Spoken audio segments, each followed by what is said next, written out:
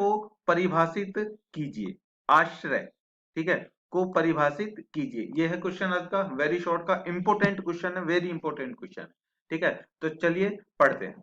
आश्रय का अर्थ है उस शरण तथा सक्रिय सुरक्षा से जो एक राज्य द्वारा अन्य राज्य के राजनीतिक शरणार्थी शरण लेने वाले को उसकी प्रार्थना पर दी जाती है।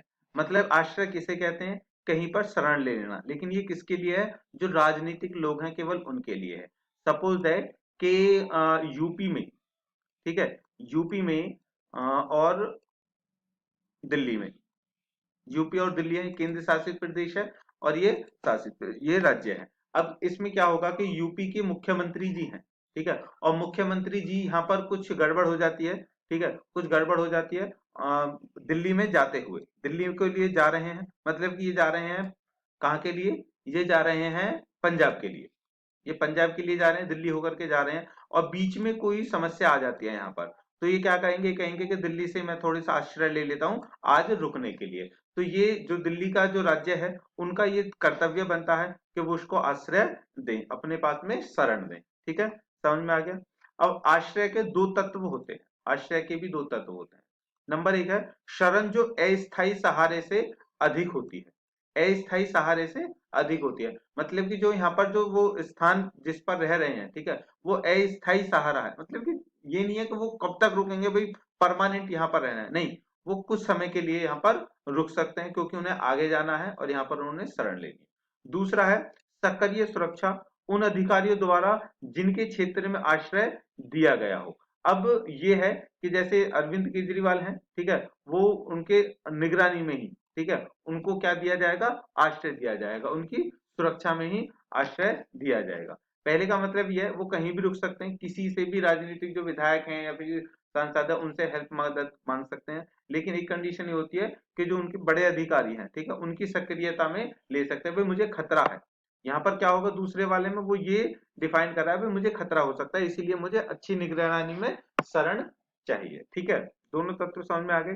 चलिए अब आश्रय का अधिकार पढ़ते हैं। आश्रय का अधिकार मानवीय अधिकारों की सार्वभौमिक घोषणा के अनुच्छेद 14 के अनुसार प्रत्येक पीड़ित व्यक्ति को दूसरे देशों में आश्रय मांगने का अधिकार है।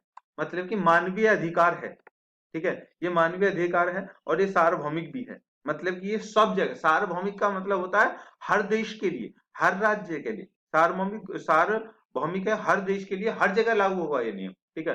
तो अनुच्छेद 14 के अनुसार अगर कोई पीड़ित व्यक्ति है तो उसको दूसरे देशों में आश्रय मांगने का अधिकार है। देखो इसका एग्जाम्पल मैं कितना अच्छे देने वाला हूँ, ठीक है। अभी देखिए विजय माल्या है, ठीक है, विजय माल्या है, वो भारत से बहुत ज्यादा लोन वो उधार लेकर के वहां पर चला गया, तो अब वो दूसरे देशों में बताते हैं कहीं पे रह रहा है, केन्या में, न जाने कहाँ रह रहा है, तो वहां के देश से उसने क्या लिया हुआ है? आश्रय लिया हुआ है, अपने अधिकार के अकॉर्डिंग उसने आश्रय लिया हुआ है, ठीक है, तो इसको कहेंगे आश्रय का अधिकार।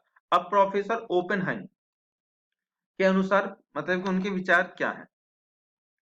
तो उनके विचार है कि वास्तव में आश्रय का अधिकार और कुछ नहीं बल्कि प्रत्येक राज्य की अपनी क्षमता है जिसके अनुसार वह पीड़ित विदेशी व्यक्तियों को अपने क्षेत्र में आने दे तथा उन्हें आश्रय प्रदान करे। मतलब कि अब कंडीशन ये है कि ये उन्होंने ये कहा है कि किसी भी देश की, किसी भी राज्य की उसकी अपनी एक कैपेबिलिटी है, क्षमता है कि वो किसी भी दूसरे देश के विदेशी व्यक्ति को, ठीक है, जो वो कह सकता है कि भाई मेरे अधिकार हनन हो रहे हैं या फिर मैं पीड़ित हूं, मुझे मदद चाहिए, तो वो ले सकता है और आश्रय वहां पर वो ले सकता है और अपना आश्रय क्या कर सकता है?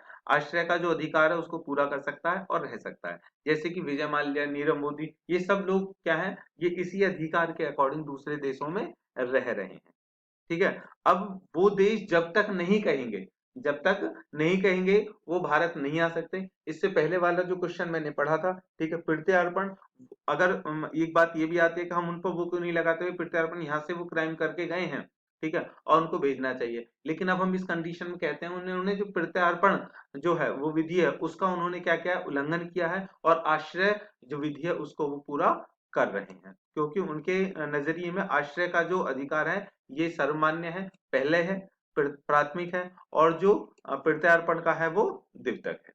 ठीक है दोस्तों, तो आई होप के क्वेश्चन को आपको बहुत अच्छे से समझ में आ गया होगा। ठीक है, तो अगर हमारा जो क्वेश्चन समझाना है, हमारी जो पढ़ाना है, ठीक है, आपके लिए मेहनत है वो अच्छी लग रही है, ठीक है, लग रहा है कि हम कुछ कर रहे हैं, तो लाइक करें, सब्सक्राइब करें और फीडबैक भी देते रहें। ठीक है, मिलते हैं नेक्स्ट वीडियो में नेक्स्ट क्वेश्चन के साथ।